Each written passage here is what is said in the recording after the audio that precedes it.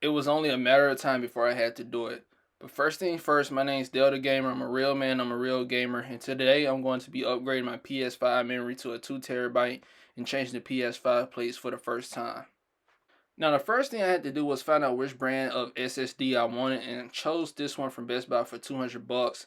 There was a slightly more expensive one, but hopefully it doesn't matter. A lot of people said the more expensive one was faster, but I could care less. As long as I get what I intended for it to do, I'm okay. Then since this was going to be my first time taking the plates off, I thought I should make this memorable by buying some new ones.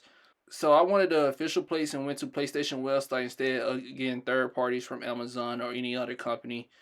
They were out of stock on the camouflage, black, and purple, but thankfully they had the red because I refused to get blue or pink. Now both items came in reasonable time, which the plates was 2 days, the SSD was 4 or 5 days. Alright, now I swear I thought there was a screwdriver in the base which I couldn't figure out how to get to, so I went on and just found the flathead in the house and took it out like that. Now when they both arrived, it was time to take the plates off, which wasn't too bad and was reasonably easy to do. Now I'm trying to clean the dust off as best as I can because there was a bunch of pile up. Wasn't too bad, but it was enough for me to like, yeah, go ahead and clean this.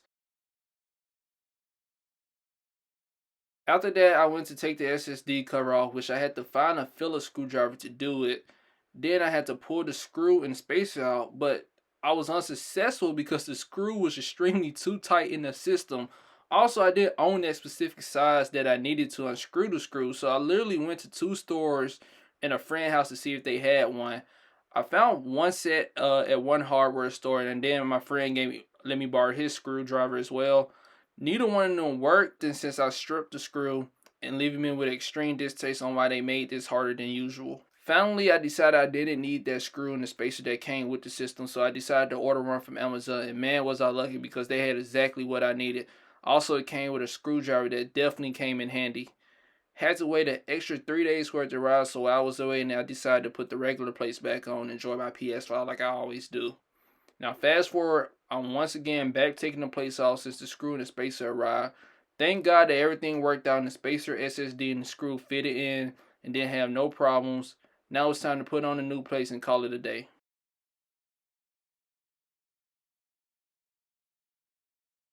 But not yet because my system has to tell me if the SSD was going to work, and it did. Overall, I'm happy that everything eventually worked, but that really was BS that that screw was in there too tight and got stripped from me trying to take it out. Sony should really consider revamping the way they do their SSD memory swap in the future.